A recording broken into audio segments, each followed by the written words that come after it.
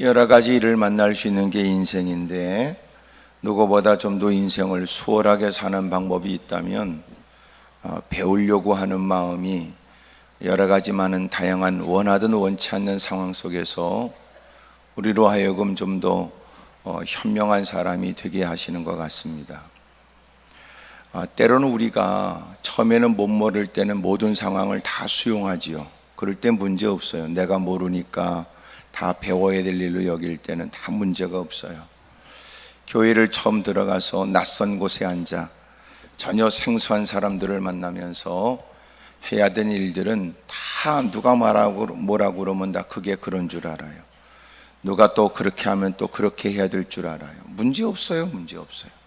지네끼리 장난으로 못 모르는 사람들에게 좀 더 당혹스러운 일들을 요구할 때도 여러분 뭔가를 다 배워야 된다고 생각할 때는 전혀 문제가 없어요. 근데 이제 교회를 출입하고 횟수가 늘어나게 되고 예배도 익숙해지고 사람들과 만남에 친분이 생기고 이제 어느덧 자기도 남다른 직분을 갖게 되면 그때부터 배우려고 하는 마음이 아니라 가르치거나 정죄하려고 하는 더러운 마음이 생겨요. 그때부터는 모든 매사의 일들을 곧이곧대로 듣지 않고 판단해요. 따져요. 분석해요. 그리고 정죄해요. 이런 기질이 우리에게는 자꾸 생기게 되지요. 물론 따지고 살핀다는 건 이단에 넘어가지 않기 위해서 반드시 필요한 일입니다. 이왕이면 더 나은 것을 선별하여 애쓰는 수고가 더 가치 있게 하기 위한 현명한 처신은 확실합니다. 하지만 여러분, 우리가 모든 매사일에 그렇게 따져들려고 하니까 자꾸만 사람들이 불편한 관계가 유지되는 거예요.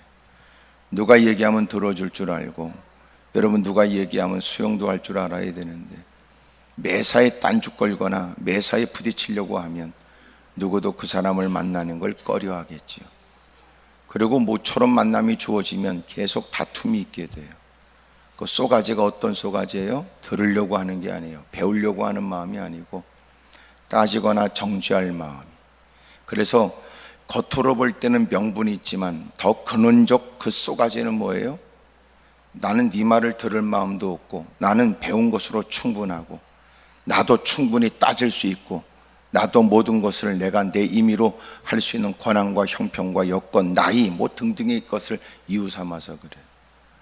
세상에 이르면 부딪히는 것들을 좀 피하거나 원만하게 이걸 해결하는 방법은 뭐냐면 배우려고 하는 마음이에요.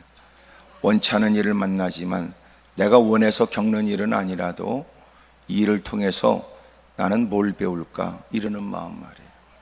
때로는 생각지 못한 그런 건 내가 관심도 갖지 않았으나 어쩔 수 없이 얽혀지게 되어서 관련된 일들이라면 그래, 이것도 내가 배워야 될 일인가 보지. 어차피 겪는 거 배우려고 하는 자세로 잘 보자. 성질 부리고 애시상 그러지 말고 이것도 내가 일부러 누군가는 배울 수 있을 때 내가 이렇게 원치 않은 일이지만 이것도 이렇게 해서 또 주워 듣고 이런 용어는 처음 듣고 이런 일들을 내가 만나게 될 줄 몰랐네. 그리고 배울 마음으로 힘쓰게 되면 똑같은 수고에 똑같은 일에 여러분 마음이 달라요. 근데 여러분 배우려고 하는 마음이 추워도 없어요. 내가 어떻게 재수 없는 저런 걸 만나 이런 일이 얽혀지고 내가 저렇게 개떡 같은 걸 만나 이 수모를 당하는가 이러면 분노밖에 없죠. 원망밖에 없고. 그러면 지가 원망한다고 그 일과 관련이 없어요? 아니에요. 똑같이 그 짓거리 하고 있는 거예요. 여러분 지가 씩씩거린다고 여러분 그 일을 외면해야 돼? 아니, 그 어쩔 수 없어요. 그 일을 해야 돼요. 어쩔 수 없이. 그런 중에 누군가는 마지못해 씩씩거리고 인상 쓰면서 여러분 하는 사람이 있고, 누군가는 아이고 내가 원하지는 않았지만 이렇게 해서 또 이런 걸 배우네. 아이고 이렇게 해서 또 이런 걸 내가 보게 되네. 아, 이것도 이렇게 해서 내가 일부러 시간을 내서 배우려고 하는 건 아니지만 피할 수 없는 이런 일에 내가 이것도 뭔가 좀 살펴보자 라고 배우게 된다면 여러분 오히려 내가 성장의 계기가 된 훗날 전혀 예기치 못한 장소에 전혀 생각지 못한 일을 겪게 될 때 당신이 겪었던 그 일에 배우겠다는 마음으로 접했던 그 일이 당신에게 결정적 도움이 되기도 해요. 이걸 뭐라 그래? 인생은 누구도 모른다는 거야. 우리에게 후회가 뭔지 아세요? 내가 지금 그 일을 만났다고 하는 게 아니에요. 지난날도 이와 같은 일을 겪었을 때 그때 내가 제대로 그것을 배워뒀더라면 이런 일을 내가 누구보다 더 완숙하게, 더 얼마든지 잘할 수 있었겠다. 이게 후회되는 거예요. 그게 인생은 새로운 일이 없대요. 되풀이되는 일이 많아요. 내가 왜 이런 일을 해야 됩니까? 그러면서도 그 일을 한단 말이에요. 그러니까 등신이지. 내가 뭐 때문에 그런 일 합니까? 그러면서도 그 일을 하고 있다고. 그러니까 어리석어요. 어차피 그 일 할 바에는 지켜보는 사람도 마음이 편하도록, 어차피 그 일 하면서도 이 성과 있도록, 어차피 그 일하는 거 이건 또 뭔가 또 어쩔 수 없이 하는 거, 이왕이면 그것도 잘 배워보자, 이런 마음을 가졌더라면 훗날 예기치 못한 때 원하지 않는 일, 생각지 못한 사건을 만나게 되면 결정적으로 그게 당신에게 도움이 되는 거예요.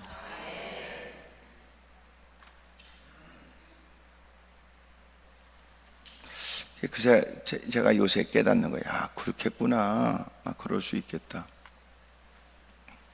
이게 사람이 어쩔 수 없이 한다, 해야만 된다 그러면 배워야 되는 게 좋겠다. 사람들에게 늘 만나면 내가 피할 수 없이 만난다면 내가 배우자, 무슨 얘기인지 들어보고 좀 배우자. 누가 알아요? 그 낯선 사람, 처음 만나는 사람, 모른 척 매몰차게 외면해도 아무런 문제가 없을 것 같은 상황인데 누가 합니까? 그 짧은 만남, 그러나 누군가에게 심겨진 좋은 인상이 결정적 어떤 때에 그 사람이 나를 위험으로 쏘고 돕는 사람이 될지 누가 알아요? 오늘 우리가 하는 게 이게 교만이에요. 교만이에요. 여러분, 주님을 따르는 우리가 제자잖아요. 언제나 우리는 주님을 따르는 마음으로 늘 주님을 배우려고 그러고 주님과 보폭을 맞추고 주님의 능력을 기대하고 주님의 방식을 수용해요. 또 하나, 이 모든 것들이 다 주님에 의해서 이루어진다고 믿는 만큼 어느 순간에 여러분 어느 형편에서 하나님의 나를 지켜보는지도 모를 일, 평상시 주님을 안다고 주님을 따라갔던 신앙이라면 낯선 사람과의 만남 속에서도 주님을 따르는 사람의 면모가 보여져 누군가를 존중히 여기거나 누군가에 관해서 관심을 갖거나 누군가에게 귀를 기울여주거나, 여러분, 소자에게 한 일이 나한테 한 일이라고 주님 그러신데 내가 언제 그랬어요? 네가 소자에게 한 게 나한테 있다. 훗날 주님이 너는 내가 줄일 때 먹여줬고 내가 추울 때 입혀줘. 언제요? 그런 적이 없는데요. 저는 주님을 본 적이 없는데요. 소자에게 한 것이 곧 나한테 한 것이다. 너는 입히지 않았고 돌보지 않았고 먹여주지 않았고. 언제요? 주님이라면 제가 언제나 기다리고 있었는데요. 소자에게 한 것이 곧 나한테 한 것이라. 우리는 예배의 자리에 앉아서 유런스럽게 악을 써대면 여러분 그것이 신앙이라고 생각하지만 이 자리에 모여만 신앙이 아니에요. 그건 완전히 도둑놈 사기꾼이에요.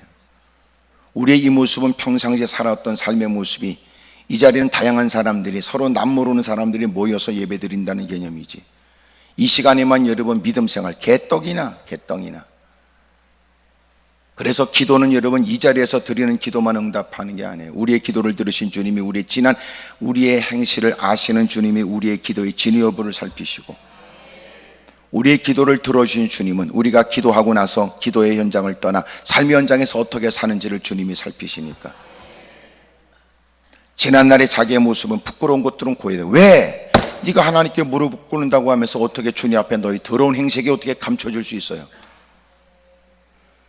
또나 하나님께 드리는 기도가 바른 기도가 되길 원하면, 주님이 당신의 기도를 응답해 주길 원한다면 당신은 하나님께 드리는 기도를 당신도 기억하고 삶의 현장에 그렇게 살아야 될 거 아니에요. 다시 말하면 기도의 현장에서만 기도가 존재하지 않아요. 기도하고자 하는 마음이 있는 생활에, 그리고 드디어 기도의 시간이 있는 사람은 기도한 사람처럼 사는 거예요. 하나님이 그래야 그 기도를 응답해 주지요. 다시 말하면 하나님은 말꾼들에서 농락당하지 않는다는 거 아니에요. 이 시간 이 모습 때문에 주님은 사기당하지 않아요. 우리가 이렇게 앉아있으면 다 착해 보이죠. 착한 겁니까? 본인이 알잖아요. 믿음이 대빵 좋은 겁니까? 헛소리. 하지만 나는 이렇게 말할 수 있어요. 당신은 누구보다 믿음에 관심이 있군요. 당신은 그래도 누구보다도 하나님의 뜻대로 살려고 애쓰는 마음이 엿보이네요. 하지만 당신은 기도해야 됩니다. 하나님, 나 믿음을 주십시오. 당신 기도해야 됩니다. 나 하나님의 뜻대로 살 수 있도록 힘을 더해 주십시오. 그게 마땅한 거지. 이 자리를 떠나면 돔옆에 눈이 뒤집어지고 착한 척을 하고 앉았다가 여러분 돌아갈 때는 전화 한 통하면 홀랑 뒤집어질 우리가, 그런 걸 장난치지 말라 그러는. 네가 다른 건 몰라도 하나님 앞에 있을 때는 그 어느 누구 앞에서도 보이지 못했던 성실성, 진실성이, 진정성이 보여져야 되잖아. 네가 기도한 게 사실이라면, 네 스스로 네가 내뱉은 기도가 사실이라면 너는 그 하나님에 대한 의식을 갖고 삶을 살아야지. 왜? 넌 엎드려 기도하면서 네 집구석에 하나님이 역사해 주길 원하면 너는 집구석에 가서도 그 하나님에 대한 의식을 갖고 살아야지.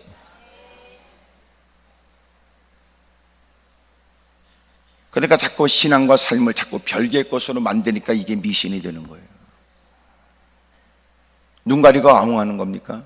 주님을 속일 수 있다고 생각해요? 주님은 우리의 기도만 듣는 게 아니에요. 그 현장에서 우리가 내뱉은 불신의 말도 주님이 듣죠. 오늘도 우리의 기도만 듣는 거 아니에요. 기도하고 난 다음에 또 가서 전혀 스스로가 기도를 엎어버리고 불신과 더러운 죄를 짓고 살아가는 것도 주님이 보세요. 그러므로 기도 시간에만 잘해서 해결될 일은 아니라는 거 아니에요. 그러므로 기도하는 당신은 기도 이전의 삶이 있어야 돼요. 그것 때문에 회개하고요. 기도했거든 기도가 끝난 겁니까? 아니에요. 우리는 기도를 하고도 계속 기도해야 돼요. 뭐 때문에요? 예배 자리에서 기도했어요. 그러나 기도처럼 살지 못하게 하는 세상과 맞서가며 자기 안에 있는 갈등과 싸워가며 믿음을 지키기 위해서, 기도처럼 살기 위해서 또 기도해야 돼요. 따라합시다. 기도해야 되고 기도처럼 살기 위해서 또 기도해야 됩니다. 기도할 때는 대빵 착한 척 했잖아요. 착하게 사라져요? 천만에요. 무슨 얘기를 하면 고개라도 끄덕거려야지 나를 싸납게 쳐다보는 뜻은 뭐예요?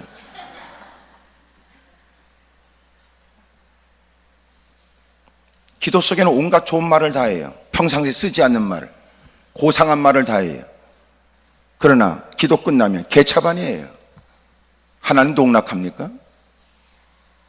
주님은 귀도 없고 보지도 못해요?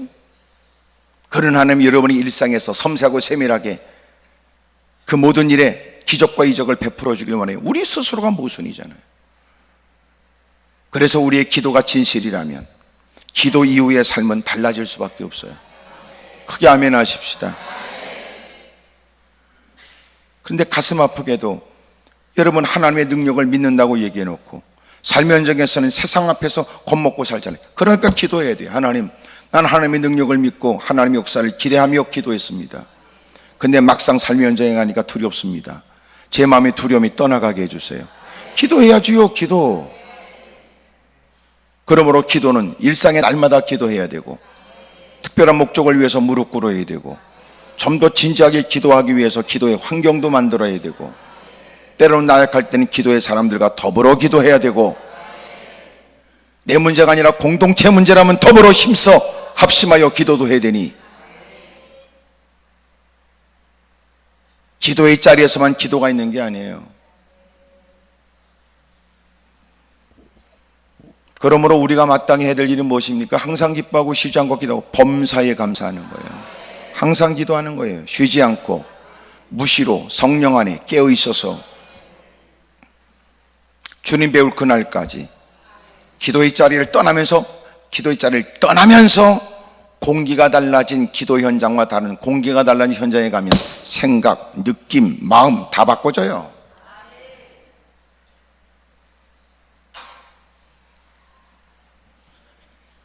그러니 하나님께 도움을 청해야죠. 예? 이 시간 여러분 엎드려 기도하는 것 갖고 감당되겠어요? 이렇게 엎드려 기도하는 건 주신 말씀 붙들고 마땅히 해야 될 일이 무엇인가를 위해서 기도하지만, 그러나 기도하고 나서도 발걸음 옮기면서 또 기도의 마음으로 가야 돼요. 왜? 또 그놈 만나면 속이 뒤집어지니까. 그 현장에 가면 또 여러분 막 뚜껑이 열리니까. 기도 현장에서 몇 마디 기도했다고 끝이 아니에요. 기도는 항상 기도해야 된다잖아요. 하지만 때로는 여러분 기도의 시간으로 정한 시간도 필요하고 여러분, 때로는 다른 사람의 모든 것들을 여러분 간섭받지 않는 홀로 기도해야 되고, 때로는 연약함을 감출 수 없으니 사람과 더불어 도움을 청하며 기도의 네트워크가 되어 있어서 서로가 여러분 기도를 독려하며 기도해야 되고,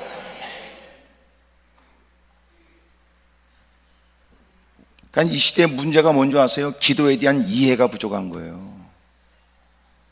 그러니까 무사람들이 욕하잖아요. 기도하면 뭐야? 기도하면 뭐야? 기도한다는 것들이. 이 말이 왜 나온지 아시죠?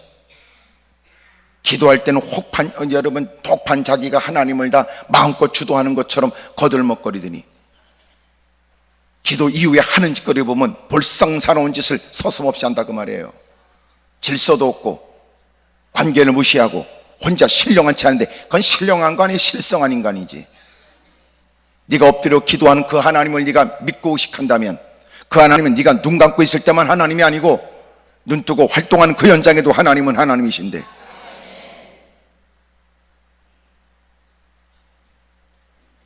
그래서 우리끼리 있으니까 이제 난 옛날에 은사 받았다고 그러고 막 이런 사람들 보면요, 성질들이 보통 지랄 같은 게 아니더라고. 은사 받았다고 못된 짓을 하고 다녀서 나는 생각이라, 저 은사는 지랄 같은 것들한테만 주는 거구나. 나 그렇게 생각했어.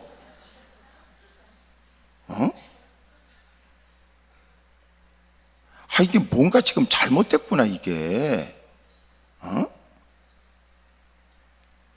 아니, 은사라고 하는 건 하나님에 대한 의식이 남다르고 주님을 만났다는 거고 주님을 경험했다는 거라면, 무사람들은 여러분 돈 몇 푼에 눈이 휘둥그레지고 인간관계의 마음을 빼앗겨 세상 처세설에 의해서 그릇된 일을 서슴없이 할 때, 그들은 하나님을 보는 듯하고 하나님에 대한 의식을 갖고 살아야 되는 것 아니에요?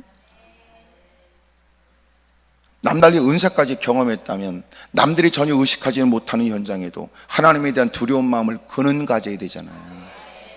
누군가는 나서기를 꺼려할 때 그는 하나님을 경험했으니 남달리 용맹스럽게 용기 있게 그 일의 위험을 감수하면서 나서야 되는 거 아닙니까? 이게 여러분 신령한 참에서 이게 모순적 삶을 산다고요. 옆에 사람 물어봐. 그쪽 주변에는 그런 사람 없냐고. 만약 안 물어보면 그 사람일 가능성이 있어요? 다 물어봐요. 시작.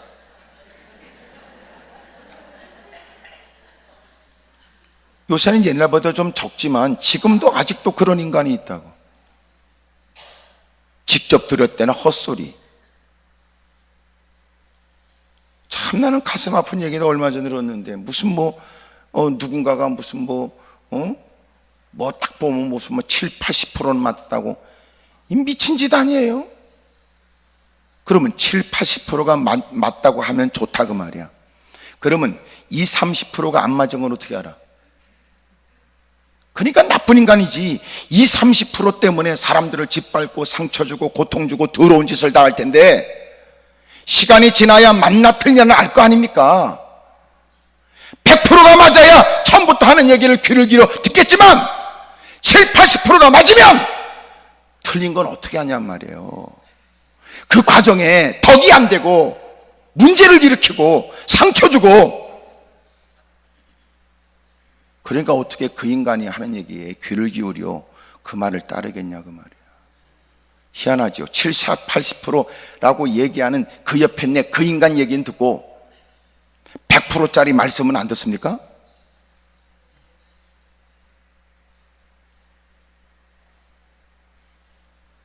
참 불행한 일이. 그리고 70, 80% 맞으면 신령한 겁니까? 어느 게 맞는 거고 어느 게 틀린 거는 줄 알고 할 거예요. 소도 뒷걸음질 하다가 쥐를 잡는데,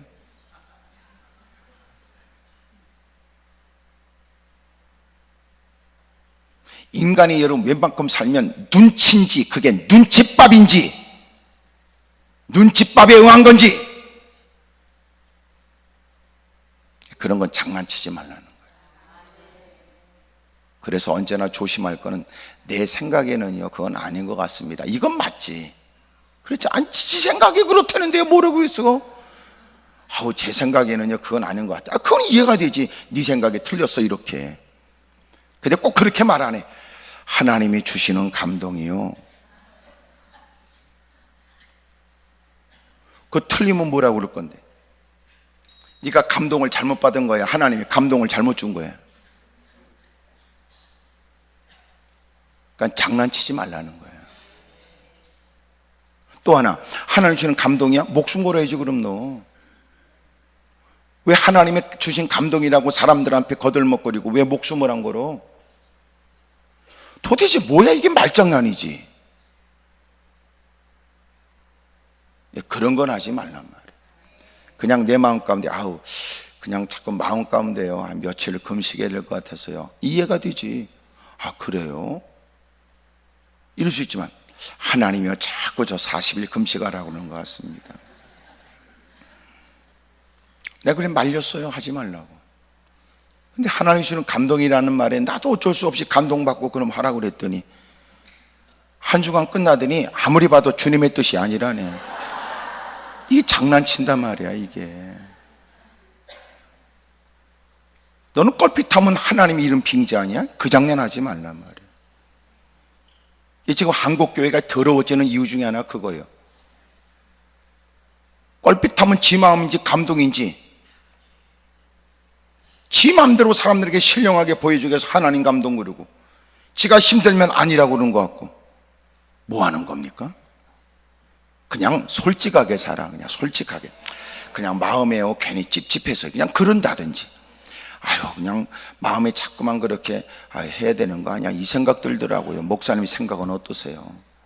제가 마음은 자꾸 그러는데요 마음은 편치 않아서 목사님께 지도를 받을 이런다든지. 아니 목사한테 와서 하나님 주는 감동이라고 그러면 목사가 뭐라고 그래 그러면?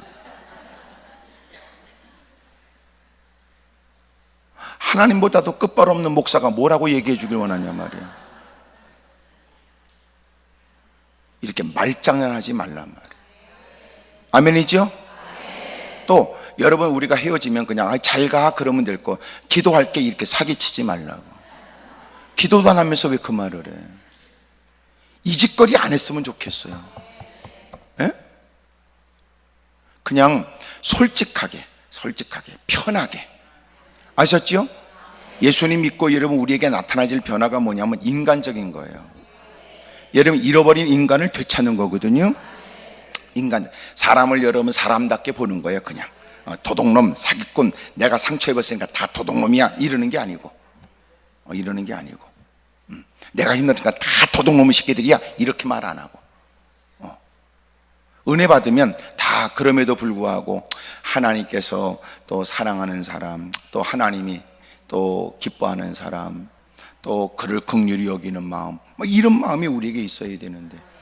그러니까 보세요, 신앙생활을 할수록 횟수가 넘어갈수록 사랑하는 사람이 많아요, 미워하는 게 많아져요? 조만할 때 물어볼 테니까 대답해 보세요. 여러분이 신앙생활 몇 년, 10년, 몇십 년을 했어요. 사랑하는 사람들이 더 많아졌어요? 아니면 성질나게 하는 인간들이 더 많아졌어요? 지금 뭔가 이상하지 않아요? 그게 우리의 신앙의 실제적 현주소라고요. 아니 너 교회를 출입하여 들은 말씀이 있고 깨달은 바가 있고 은혜가 있고 부들부들 떨어가면서 악을 쓰면서 보낸 시간만큼 뭔가 느꼈다고 말하는 너, 그럼 네가 포용하고 불쌍히 여기고 긍휼을 베풀고 품어줄 사람이 더 많이 늘어나야 될 때, 네 마음 가운데 원망, 불평, 자꾸만 여러분 사람들에 관해서 여러분 끊임없이 이렇게 불편한 관계의 대상자라고 느껴지는 사람이 늘어나는 건 왜 그래요? 여러분 자기 신앙의 문제점을 깨닫지 못하면서 무슨 놈의 은혜를 구해요? 뭐 때문에 은혜를 구해요? 당신이 원하는 은혜가 뭐예요? 그놈의 새끼 쫓아가 모가지를 빼앗기는 거예요? 네가 말하는 은혜가 뭐예요? 당신의 마음이 한이 되는 그 옆에 내가 들고 다니는 핸드백도 나도 좀 들고 다니고 싶다는 거예요?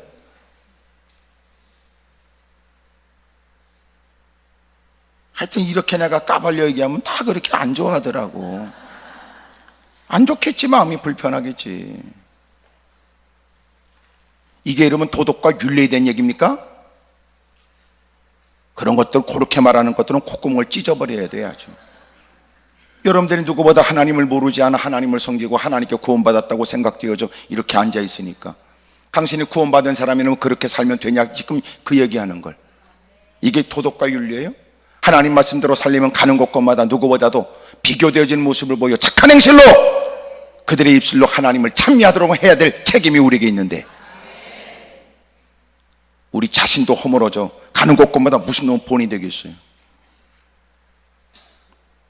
하나님 말씀대로 사는 사람은 그 말씀대로 사는 걸 어떻게 알아요? 서로 사랑하는 걸 보고 안다면서. 주님의 제자는 뭐예요? 사랑하는 것으로 확인된다면서.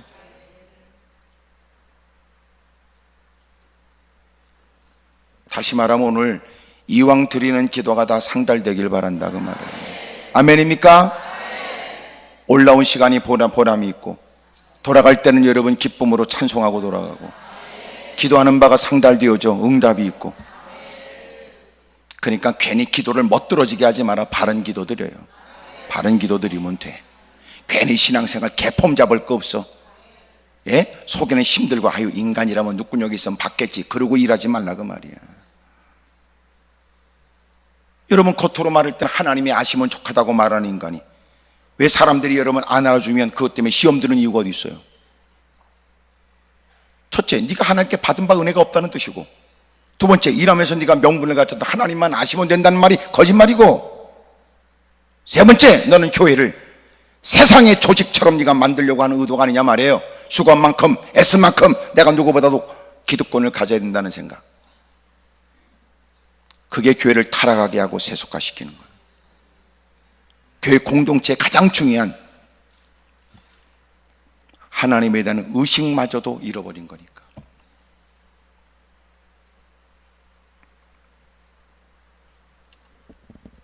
오늘 하나님께서 바울을 통해서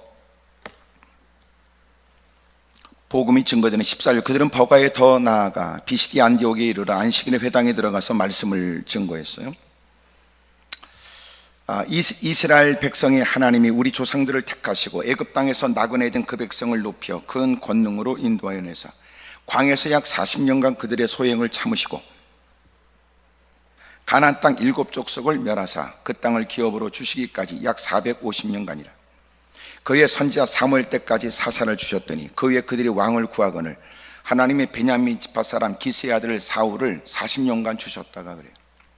하나님이 택하여 하나님이 인도하고 하나님이 마침내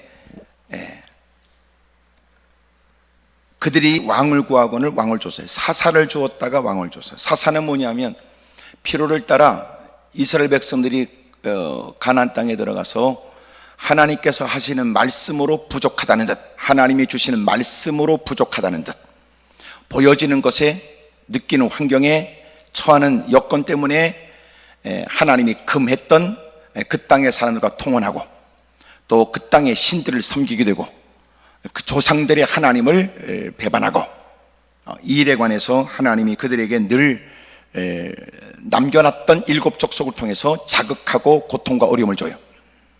그럴 때마다 그들이 소리를 높여 하나님께 도움을 청하면 하나님께서는 의외의 사람, 하나님이 쓰시는 사람을 통하여 마침내 그들을 위기에서부터 벗어나도록 도와주셨어요.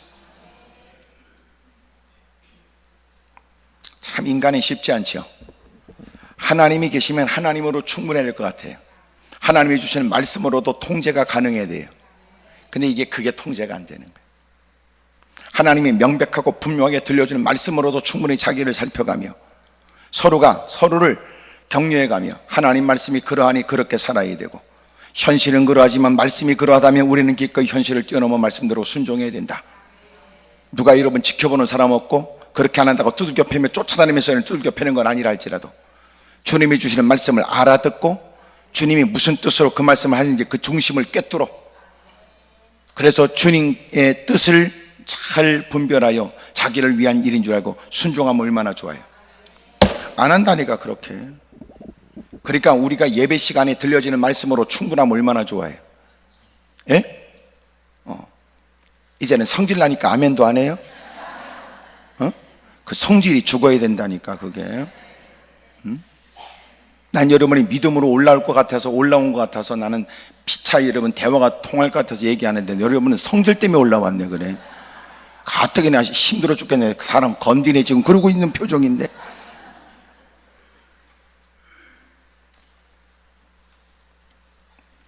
하나님께서 그들에게 명백하게 내가 너희들이 그 땅에 들어가서 이렇게 해야 된다라고 주님이 가르쳐준 말씀, 내가 이미도 너희에게 준 말씀을 쫓아 광야 때 내가 너희에게 줬던 율법을 쫓아 내가 너희를 나올 수 없는 그 애굽 땅을 나오게 한 하나님이라는 걸 잊지 말아라. 그리고 주님이 들려줬어요. 하나님 말씀대로 살지 않아요. 여러분, 왜 하나님은 사랑이 많으시고 우리를 사랑하시는데 왜 하나님 우리를 두들겨 팰까요? 예? 우리가 보통이 아니거든. 옆에 사람 다 인사하세요. 다 귀에다 바싹대고. 주님이 오죽하면 그랬겠어요? 시작. 주님이 오죽하면 그러냐고.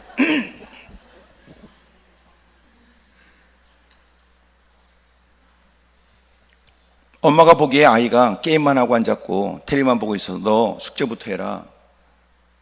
이것만 보고 이것만 하고, 너 지금 그거 보고 있는 지가 넌 2시간 넘었어. 이것만 보고 너 빨리 꺼라. 너 게임 빨리 그만둬라. 3시 동안 그렇지 않으면 너 혼난다. 한 번 더 합니다. 얘기합니다. 내 지금 엄마가 얘기했어. 지금 얘기했다. 너한테 3시 동안 빨리 꺼라. 하나, 둘 반, 둘 반의 반. 그걸로 끝나지 않아요. 지금 엄마가 너 끄라고 그랬어. 저 엄마가 3시 동안 너 안 하면 혼난다고 그랬다. 지금 엄마가 지금 둘 반의 반이다. 지금 그렇게 말하는 이유가 어디 있어요? 혼내준다고 했지만 혼내주고 싶은 거야, 아니야? 아니에요. 근데 그 새끼가 누구 닮았는지 말 안 들어요.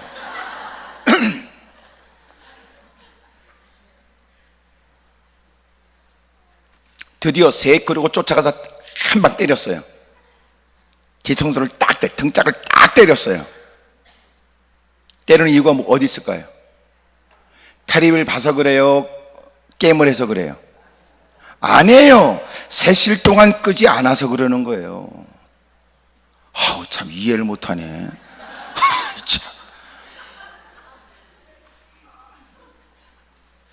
엄마 말을 무시한 것 때문에 그러는 거 아니야 지금. 그것도 모르고 애들을 때렸다는 거예요 그러면?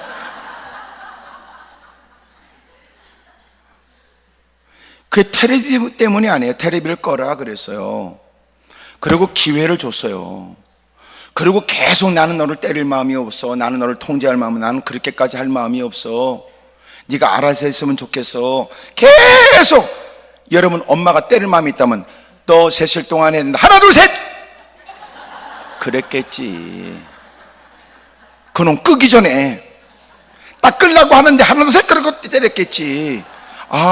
끌라고 했는데. 그런 마음이 없어요. 3시 동안이다.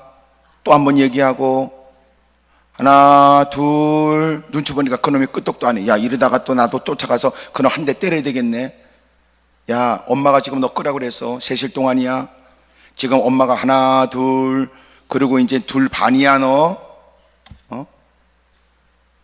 아니, 하나 둘 셋 한다고 그랬지. 언제 하나 둘 반까지 한다고 그랬어요?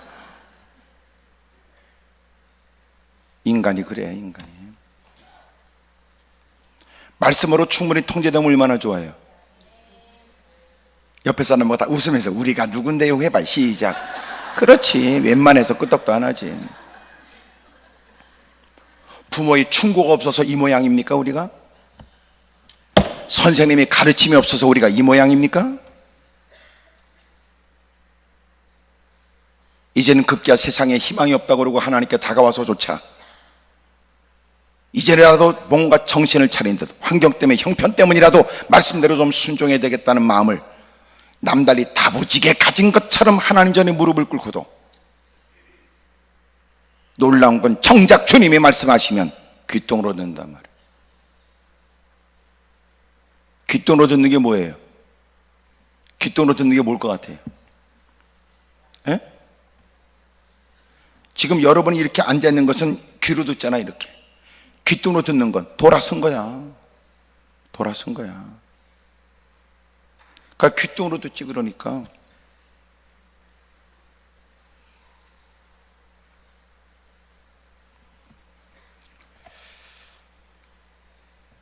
이렇게 착해 보이는 여러분, 옆에 사람 다 물어봐. 하여튼 지난 날은 모르겠지만 이제부터 어떻게 할 거냐고 물어봐봐요. 시작. 말씀으로 통제될까요? 우리는? 죄송합니다. 이제는 말씀하시면 잘 듣겠습니다.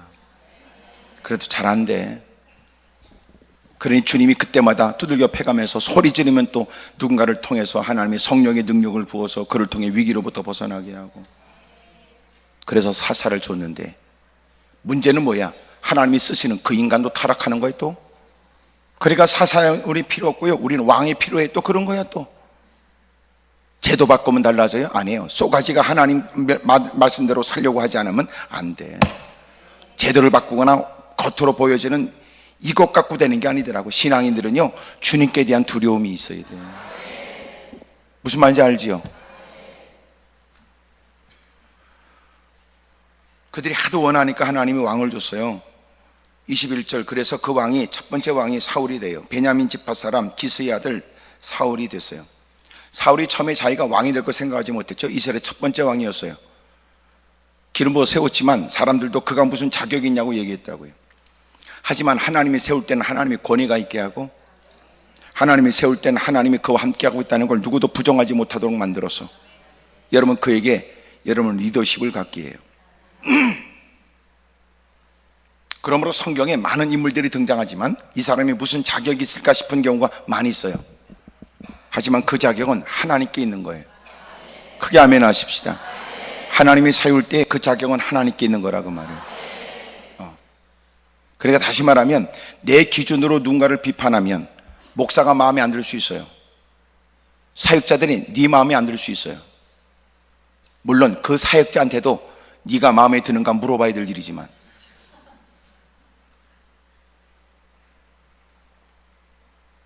그러니 우리가 나름대로의 기준 따라 누군가가 평가될 수 있죠. 근데 사람들에게 다수의 사람에 의해서 그를 지도자로 세울까? 이렇게 하지 않았어요. 주님이 의외의 사람을 뽑으셨고, 하나님은 그에게 은혜를 줬으며 그 일을 감당할 힘을 주셨고, 또 하나 그 일이 되어지도록 개입하셨고, 그 일을 통해 주님의 영광을 받으세요. 그래서 성경에 다양한 많은 사람이 등장할 때 우리는 그런 마음 들어요. 왜 하필이면 하나님이 이런 인간을 쓰실까? 왜 하나님은 저런 사람들을 쓰시려고 하실까? 이런 의문이 생기지요. 하지만 그걸 곱씹어 생각하면 그것은 어렵지 않은 답이에요. 하나님이 우리 같은 걸 쓰는데 그 사람을 못 씁니까? 하나님이 우리 같은 것을 건져내 줬는데 그를 건져내지 못합니까? 하나님이 우리 같은 인간들에게 은혜를 줬는데 누구를 못 쓰시겠어요?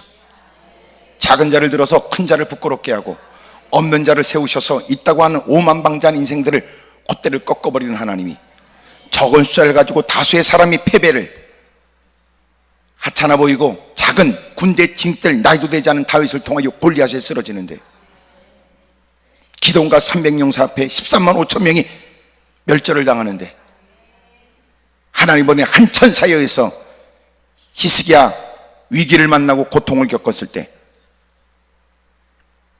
둘러싸고 있는 아수르 나라가 18만 5천 명이 순식간에 다 밤새도록 송장이 되어버리는데, 하나님이 누굴 못 써요? 하나님이 우리도 쓰는데, 우리를 쓰신다면 그들을 왜 못 써요? 그래서 우리에게 필요한 게 뭔지 아세요? 비로소 자기를 깨달아야 하나님이 하시는 방식을 존중하게 돼 있어요. 크게 아멘 하십시다. 자기를 깨달아. 넌 잘났어요? 여기 이 공간에 있는 누구도 예외 없이 다 죄인이고, 주님의 은혜가 절대적일 때 애쓴다고 해서 얻을 수 없는 구원의 은혜를 일방적 주님의 은혜로 얻은 우리가,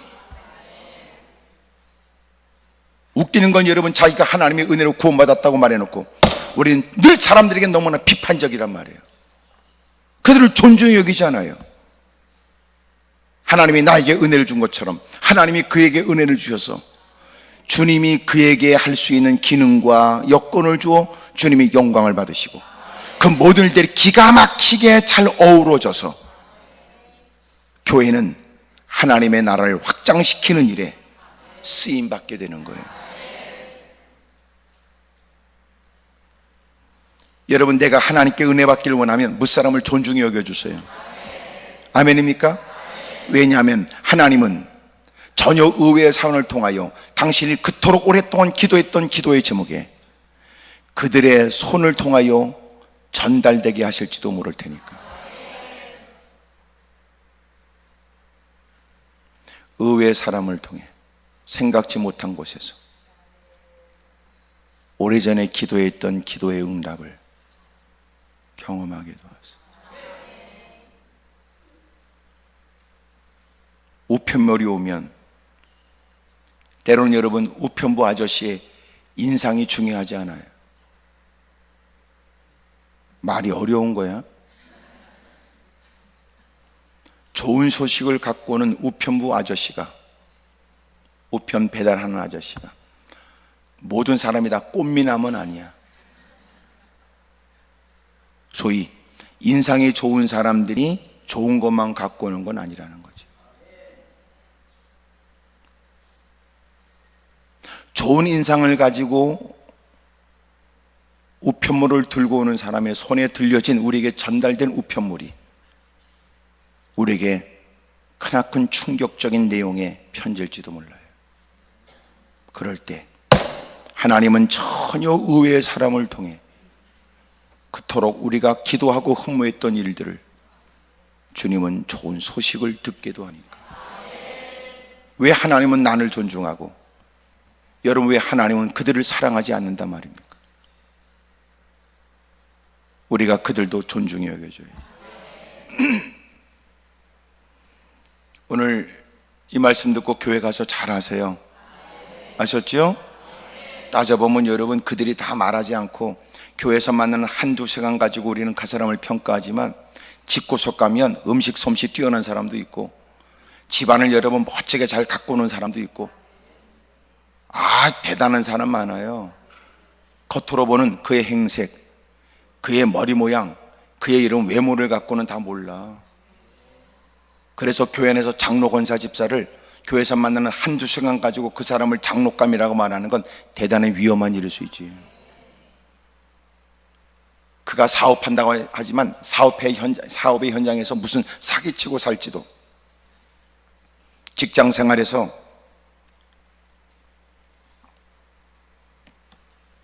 무슨 갑질을 하고 살지 누가 알아요? 근데 그런 것들을 여러분 장로권사 집사라고 말하는 게 위험할 수 있지. 그래서 교회 안에 일어나는 끔찍한 일에 이제 장로권사 집사라고 확인이 안 돼, 교회에서는요. 그래서 교회에서도 장로권사 집사 하려면은요, 저 FBI한테 물어봐야 되고 국가정보기관한테 물어봐서 뒷조사를 해야 그 인간을 확인할 것 같아요.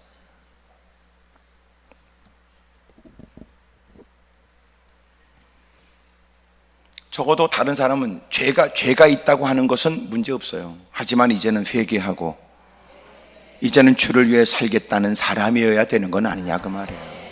아멘입니까? 구원받은 사람이어야 되는데 구원받은 것처럼 하는 사람을 세우면 안 되지. 내가 지금 농담으로 하는 얘기 같아? 권사들 가운데 제가 경험한 바에 의하면 세례받지 않고 권사된 사람도 있어요. 저는 몇 사람을 만났으니까. 어떻게 그 일이 가능할까요? 지금 이 가운데도 있는지도 모르지. 여러분, 교회를 마음껏 옮길 수 있는 환경에 여러분 어느 교회에서 옮겨온 사람이 그 조그만 교회에 열심을 다했어요. 그런 열심이라면 그 사람이 세례조차 받지 않은 사람으로서 열심을 낸다고 누구도 상상하지 못하죠. 그런 사람에게 세례 받았어요 이렇게 말하는 건 예의에 어긋날 것 같잖아요. 어디서 세례받는지 증명서 띄워오세요. 이거는 그 사람을 모욕을 주거나 교회를 떠나라고 하는 메시지로 잘못 전달될 수 있다 느껴지지 않아요? 그렇게 열심히 있는 사람이니까 집 사주는데 뭐가 문제가 있겠냐 생각했어요. 집 사줬죠. 이런저런 일 때문에 교회를 옮겼어요. 아니, 등록할 때 집 산데 누가 세례를 묻습니까? 그렇게 열심히 하면 적지 않은 시간이 지나 권사되는데 뭐가 문제예요? 우리가 생각하는 것보다 더 우리의 실제적 신앙이 대단히 큰 문제가 많아요.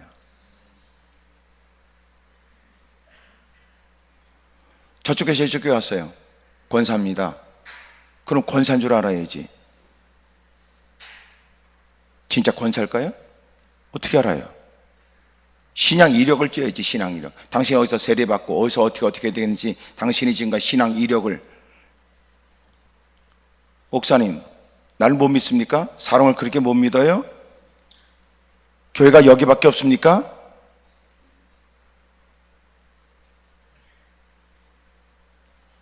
여러분이 알지 못하는 놀라운 일들이 많아요.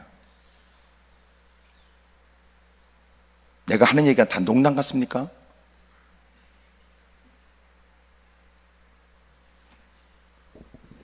상상을 초월한 일이 가득해요. 교회 안에. 정신 차리고 살아야 됩니다. 아멘입니까? 교회 들어오기 전에도 짓지 않던 죄를 교회 안에 들어와서 서로 친분 관계를 맺음으로 죄를 짓기도 한다면 어떻습니까? 교회 안이 안전지대란 말이 아니에요. 주님이 안전지대지. 크게 아멘 하십시다. 그러나 교회도 안전지대가 되도록 교회가 부단히 예민하게 반응하며 조심하지 않으면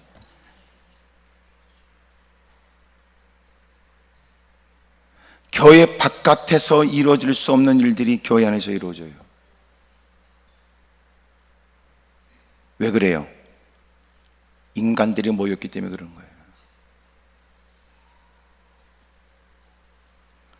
신앙생활 만만한 거 아닙니다.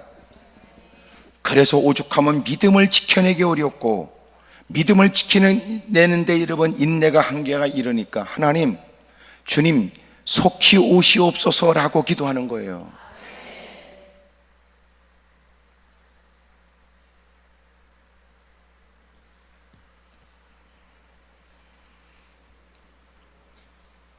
하나님께서 사울을 40년간 이스라엘 백성들에게 왕으로 세워줬어요. 근데 하나님이 그를 패해요. 하나님이 줬다 그를 패한다고요. 다윗을 왕으로 세웠어요. 이유가 뭘까요? 우리가 사는 것처럼 사울을 하나님이 패한 이유와 하나님이 다윗을 그 뒤를 이어서 하나님이 쓰시겠다고 세운 이유가 동일돼요. 패한 이유와 세운 이유가. 사울을 패한 이유가 어디 있을까요? 뭐라고 쭈글쭈글 해봐요. 예? 사울 왕을 하나님이 이스라엘의 첫 번째 왕으로 세웠는데 하나님이 그를 패한 이유가 어디 있어요? 말씀을 버려서 그래요. 하나님이 왕을 세웠을 때는 이유가 어디 있어요? 내가 너를 왕을 세운 것은 네가 내 말대로 살라는 거야. 하나님이 이래 가서 이렇게 설명했어요. 그에게 아말렉을 쳐 부셔야 된다라고 사무엘을 통해서 말을 전하라고 할 때 가서 한참 부연 설명을 했어요. 왕이여, 내가 당신에게 온 것은 내 손을 통하여 하나님이 당신에게 머리에 기름을 부어 가셔서 당신 스스로가 작게 여길 때 하나님 머리에 기름을 부어 하나님이 당신을 세웠습니다. 이렇게. 왜 이 말을 길게 할까요? 그놈이 개떡 같은 놈이니까. 자기한테 기름 부은 사람을 모른단 말입니까? 하나님의 은혜로 왕이 됐다는 걸 모른다는 걸 알아요. 그러나 그걸 다시 재차 기억나게 하고 부연 설명해야 돼. 왜요? 엉터리로 사니까. 그렇게 부연 설명해야 그 다음에 하나님이 당신에게 원하는 게 뭐냐면 이게 들려질 테니까. 다시 말하면 하나님이 당신에게 하라고 하신 말씀은 당신이 거절해도 되고 해도 되고 거절해도 된다는 뜻이 아니라 반드시 해야 될 일인데 해야 될 이유가 어디 있냐? 하나님은 당신을 당신 스스로가 자격도 없다고 느낄 때 하나님이 당신에게 내게 은혜를 베풀어 너에게 기름을 부으라고 말씀하셨기 때문에 기름을 부어 네가 왕이 됐습니다. 이 얘기를 해야 된단 말이에요. 다시 말 오늘날로 말하면 이거야. 장로님이 처음에 내가 장로하세요 그럴 때마다 손살을 치고 아니에요 내가 무슨 자격이 있다고요? 아니 난 자격도 없어요. 아이고 저는 그냥 이렇게 안수집사로 있으면 열심히 봉사하는 게 좋겠어요. 그랬던 너에게 장로로 세워서 너는 눈물을 흘리면서 내가 무슨 자격이 있는가? 그러고 난 내가 이제 장로가 됐으니 열심히 충성하겠다고 했던 거 기억합니까? 그래서 하는 얘기인데 장로님 이번에 헌신 좀 하세요. 말을 이렇게 해야 된단 말이에요. 그렇게 부연 설명할 필요 없어요. 장로님 이미도 뻔히 상황을 알지만 이번에 장로님께서 앞장서서 이 일에 거룩한 일에 좀 힘써 주십시오. 이러면 간단할걸. 장로님이 처음에 장로가 된 게 그냥입니까? 이 얘기부터 해야 되냔 말이에요. 그러니까 이 얘기부터 해야 되는 거 뭐예요? 신앙이 엉터리지. 마치 자기가 왕이 된 것은 자기 스스로의 노력과 마땅히 될 일을 된 것처럼 오만방자한 인간에게 당신이 왕이 돼서 많은 권력과 모든 것들을 휘두르는 건 모든 사람이 원해서 너를 지지했기 때문이 아니라 하나님께서 너에게 은혜를 베풀어 준 거 아닙니까? 정작 너는 자격이 없다고 할 때 당신을 왕으로 세운 하나님이 나를 보내서 말씀하신 바 가서 아말렉을 쳐부수십시오. 이렇게 길게 설명해야 돼. 불행하잖아요. 여러분 친밀하면 뭐예요? 친밀함. 하나님과 친밀하다는 게 뭐예요? 친밀하다는 거 속이 통하는 거예요. 마음이. 말이 길게 없어. 너무 워낙 통하면 그 거시기 있잖아. 그거 그렇게 해서 거시기 해서 거시기 해. 그 사람은 알아들었다는데 나는 전혀 모를 때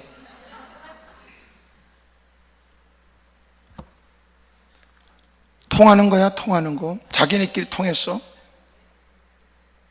하나님과 친밀하면 뭐예요? 통한 거야. 가거라 네, 오거라 네. 아브라함에게 너는 네 사랑한 독자 이삭을 내가 원하는 모리아 산 지시하는 곳에 데려다가 번제로 드려라. 예. 우리 같으면 뒤집어질 일이지. 환장할 일이지. 하나님이 다 알아요. 그가 사랑하는 거 하나님이 다 알아요. 독자. 삼길 걸어는 모리아산 하나님이 지시하는 곳에 데려다가 숨통을 끊고 불에 싸질러 버리래요. 아버지로서는 할 수 없는 일이지 인간으로 할 수 없는 일이고 믿음 없는 사람은 수용이 안 되지요. 근데 놀라운 건 아브라함은 통한 거야. 뭐가 통했는데? 그렇게 하면 하나님은 죽은 자 가운데서 살리실 것이다. 이렇게. 이게 아멘도 다 안 하는 것처럼 다 할 수 있는 거 아니에요 이게. 그래서 하나님이 우리한테 네 자식을 드려라 이렇게 얘기 안 해. 우리는 그 말하면요 다음 주 목사님한테 저 그만둡니다 얘기도 안 하고 그만둬버려. 하나님은 그 여러 가지 많은 과정 속에 그는 알아들어요. 그러니까 히브리 11장이 뭐라고 말했냐면 그가 하나님께 시험을 받을 때 그는 하나님이 죽은 자 가운데서 다시 살릴 줄로 생각했다 그래요. 놀랍죠? 우리하고 다르네.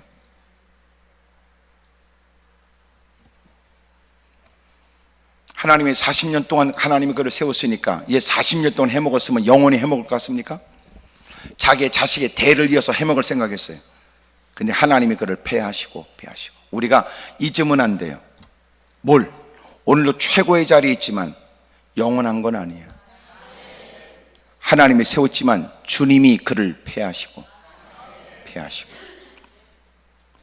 그리고 하나님이 그를 폐했던 이유는 그가 하나님 말씀을 버렸기 때문이었으니 하나님이 다윗을 세울 때는 그 사람은 어떤 사람인데 하나님 말씀을 존중히 여기는 사람이었어요. 하나님이 그를 사울을 폐한 이유가 말씀을 버렸기 때문인 것처럼 하나님이 다윗을 세우는 것은 그는 하나님의 말씀을 따르는 사람이었기 때문이라 그렇단 말이에요. 보세요. 누군가를 대신해서 하나님 나라를 세운다는 건 무슨 뜻이에요? 에? 무슨 뜻이겠냐고.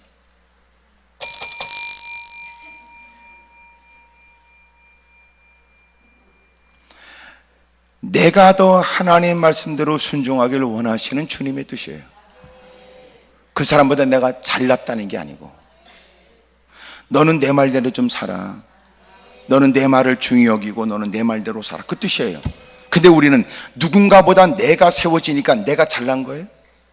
그러니까 그런 사람 딱 되면 자기 과시에 정신이 없어요.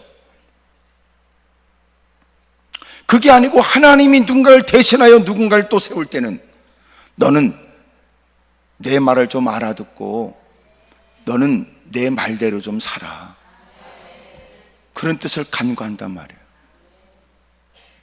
그리고 마치 자기의 개인적 포부, 자기의 야망, 자기의 생각대로 뭔가 할 수 있는 기회가 왔다고 생각해요. 그러니까 교회도 더러워지고 공동체가 허물어지고 나라도 더러워지고.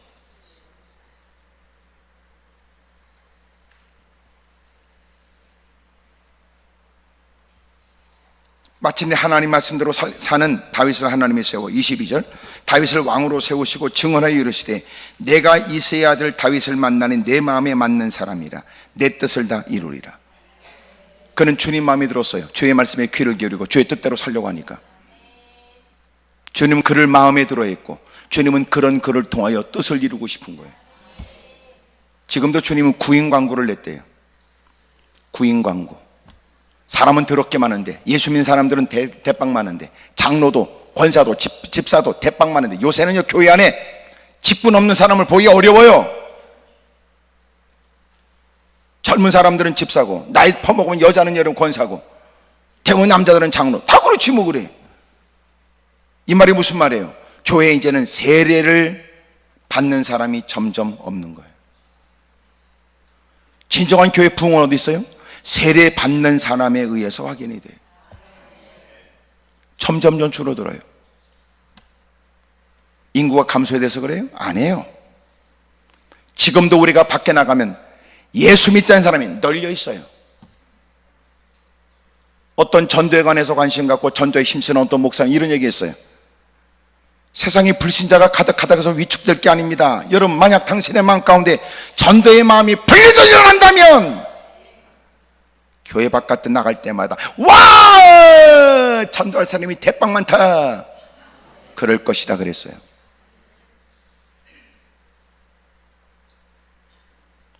만약 당신의 마음에 전도의 마음이 불붙었다면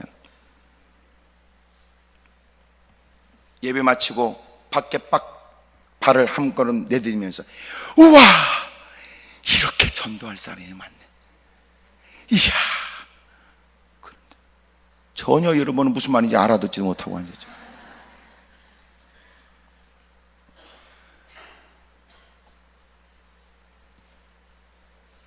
주님은 지금도 구인 광고를 했대요. 야, 누가 내 뜻을 이룰래? 누가 내 마음을 이해하냐? 누가 내 명령을 쫓아 행할래? 내가 누구한테 내 할 말을 다 해줄까?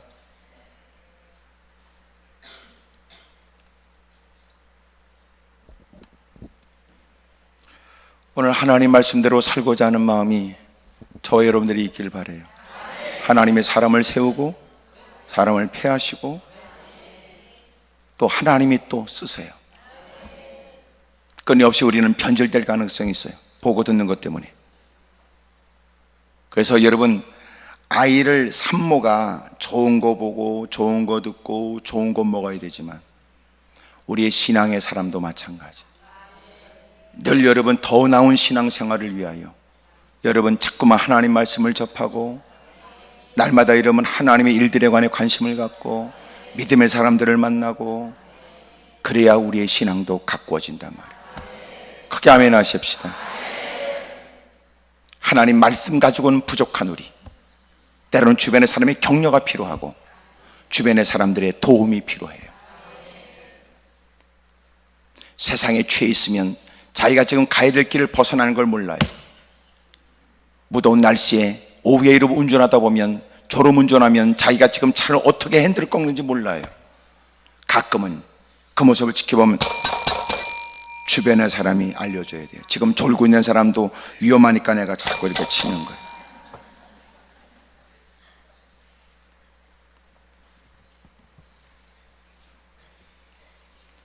하나님은 누구라도 세울 수 있어요.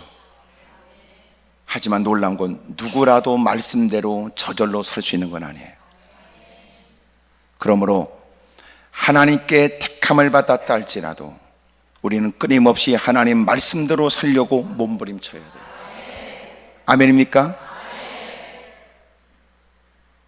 하나님 말씀대로 살려고 애쓰지 않으면 안 돼요.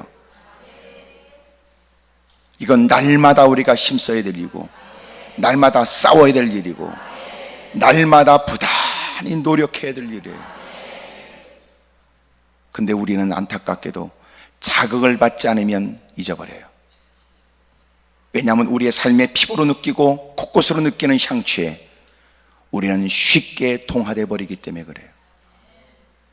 그래서 마지막 때는 모이게 힘쓰며, 마지막 때는 더 신앙의 사람들이 신앙을 독려하는 일이 어느 때보다도 필요하다는 거예요.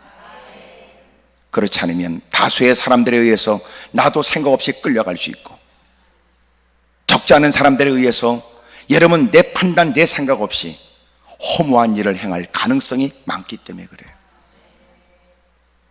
좋은 교회 만나, 좋은 목사님 만나서 좋은 성도들과 함께 신앙생활하는 건 복입니다. 크게 아멘 하십시다. 스스로 믿음을 지켜내기는 어려워요.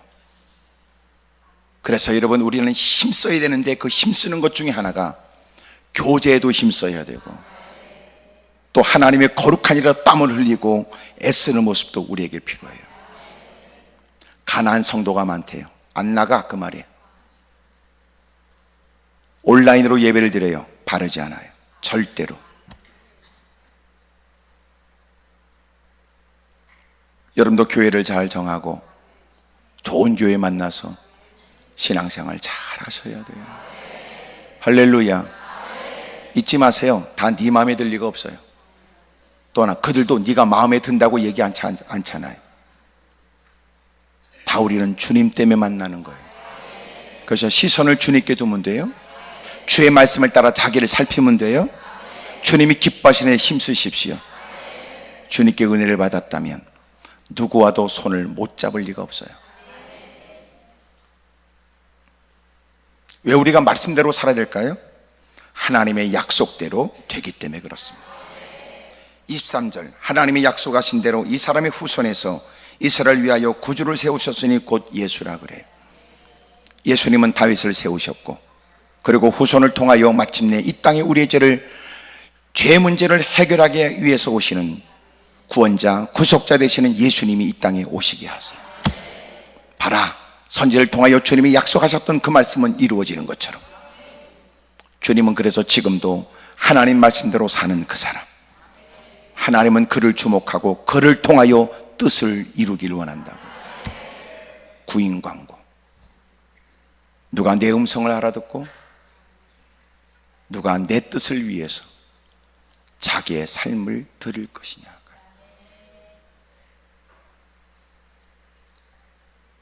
오늘 자기 필요 때문에 나는 주님이 필요할 뿐이에요.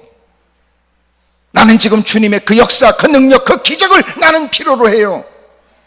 그러고 있을 때 오늘 성경은 오히려 주님이 우리에게 묻습니다. 누가 내 일을 할까? 누가 내 일을 하겠느냐?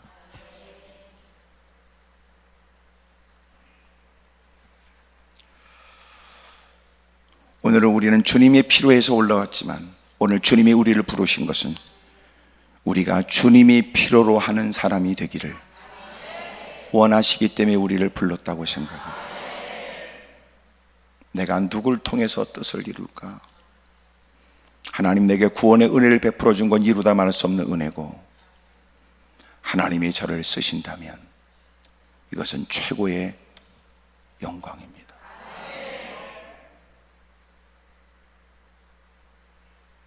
여러분, 남은 생에는 하나님의 거룩한 일에 쓰임받는 삶이 되기를 축복합니다. 기도하겠습니다. 무릎을 꿇죠. 두 손을 가슴에 얹겠습니다.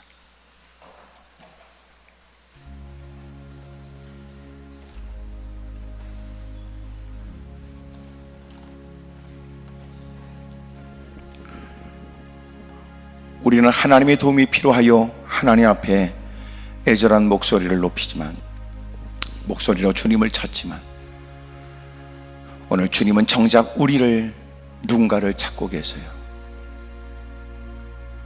누가 나를 위해서 가겠는가? 누가 내 일을 할 것인가? 높은 자리에 올라가면 사람들은 자기의 생각, 자기의 야망만 존재해요. 오르기 전에는 하나님의 영광을 얘기했던 사람이, 주님은 지금도 사람을 찾습니다. 나는 사람을 찾는다. 내가 누구를 쓸까? 누가 내 일을 할까? 우리 두 손을 높이 들겠습니다. 하나님, 저도 쓰임받고 싶습니다. 보낸 세월 부끄럽고 죄성스러운 것만 가득할 때 이제는 나도 하나님의 오른손에 붙들림 받아 하나님이 원하는 그곳에, 주님이 원하시는 그 일을 위해 나도 쓰임받고 싶습니다. 때로는 누군가가 그만큼 배워 왜 그 짓거리하고 왜 그 많은 여건에 왜 굳이 그 위험한 일을 감당하려고 하느냐 말할지 모르지만, 오 주여, 나는 주님께 쓰임받는 걸 최고의 영광으로 여깁니다. 우리 주님을 크게 세 번 부르고 통서로 기도합니다. 주여!